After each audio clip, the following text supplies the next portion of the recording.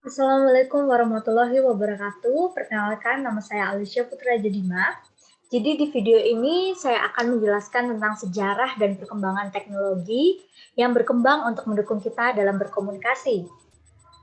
Jadi saya akan mulai share screen.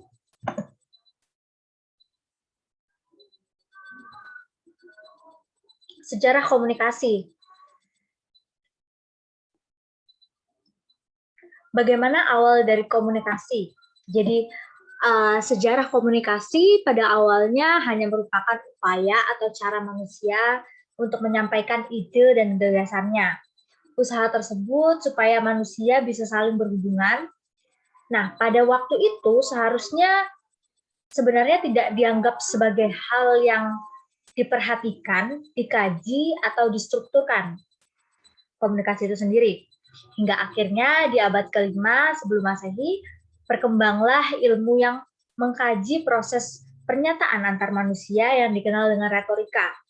Nah, retorika atau seni berpidato dan berargumentasi mempunyai sifat mempengaruhi dengan menggunakan bahasa yang lancar. Hingga pada akhirnya pola komunikasi ini mendapatkan pembahasan khusus oleh para pemikir dan menempatkan retorika sebagai hal yang penting dalam masyarakat dan pemerintahan pada saat itu. Next. Perkembangan awal komunikasi. Pada awalnya, batasan komunikasi sudah sampai percakapan atau penyampaian gagasan antar manusia secara lisan dan tatap muka, seperti berpidato maupun berdiskusi. Namun, komunikasi ini berkembang dan tidak hanya menyampaikan gagasan melalui lisan saja. Pada zaman Kekaisaran Romawi, Julius Caesar membuat papan pengumuman yang dinamakan Acta Diurna. Penyampaian gagasan mengenai apa yang penting di masyarakat akhirnya bertambah dari sekedar lisan menjadi tulisan. Hal ini terus berkembang hingga ditemukannya kertas, mesin cetak, dan terbitnya surat kabar pertama. Jadi, jika awalnya kita hanya berdiskusi, berargumentasi secara lisan, namun setelah pembuatan papan pengumuman yang dinamakan Akta Diurna ini, barulah ada komunikasi secara tertulis melalui surat. Nah, ini terus berkembang setelah ditemukannya kertas. Pada saat itu ditemukannya kertas dan akhirnya komunikasi dalam bentuk tulisan ini terus berkembang dengan sangat pesat hingga saat ini. Next, latar belakang komunikasi sebagai ilmu. Nah, latar belakang komunikasi sebagai ilmu sendiri sebenarnya tampil pada zaman Yunani kuno yang digagas oleh Aristoteles. Gambar ini merupakan sosok Aristoteles. Dalam gagasan beliau, ia mengatakan bahwa di dalam komunikasi itu terdapat komunikator, yaitu si penyampai pesan dan si penerima pesan. Jadi posisinya saya sekarang ini sebagai penyampai pesan dan Anda yang audiens sebagai penerima pesan dari saya.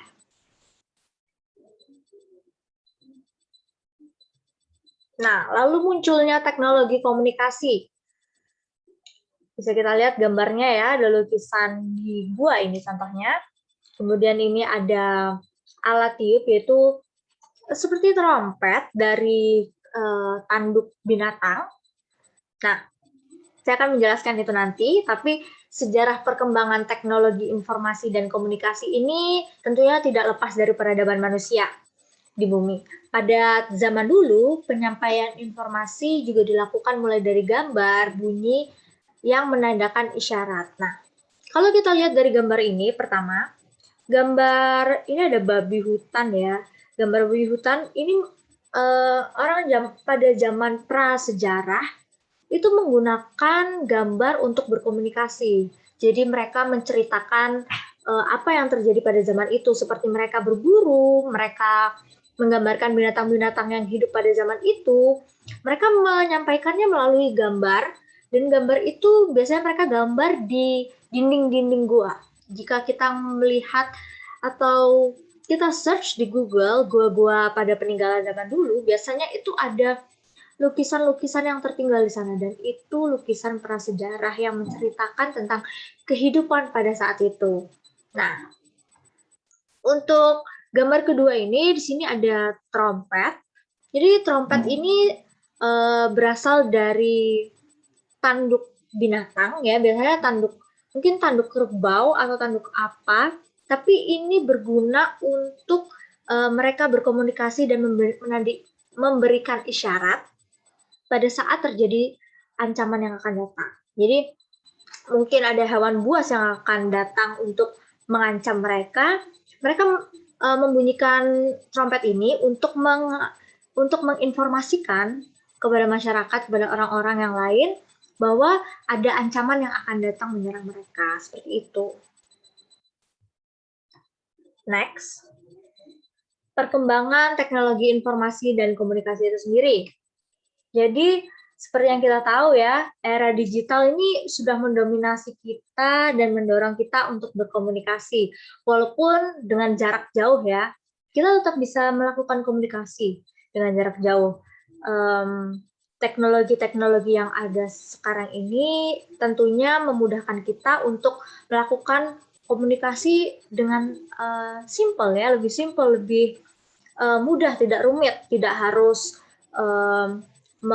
mengirim surat secara kertas lalu kita kirimkan ke pos, terus nanti kita harus menunggu balasannya. Itu kayaknya sudah kuno ya. Kalau untuk sekarang kita tinggal kayak ngirim WhatsApp atau ngirim Line, ngirim Gmail yang notabene-nya lebih formal lagi ya. Ini tentu saja di era pandemi sekarang sangat memudahkan kita, apalagi kita melakukan pembelajaran secara daring, secara jarak jauh. Nah, hal ini kalau kita tarik lagi ke belakang, di era digital ini tentunya kita bisa lihat bahwa teknologi sudah berkembang dengan sangat pesat dan membantu kita untuk mempermudah kita berkomunikasi secara daring.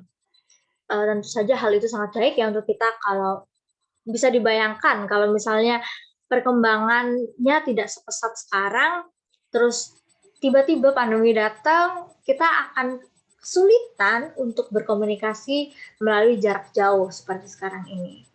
Jadi, itu saja yang bisa saya sampaikan di video kali ini. Terima kasih sudah menonton video saya, dan see you di next video. Terima kasih.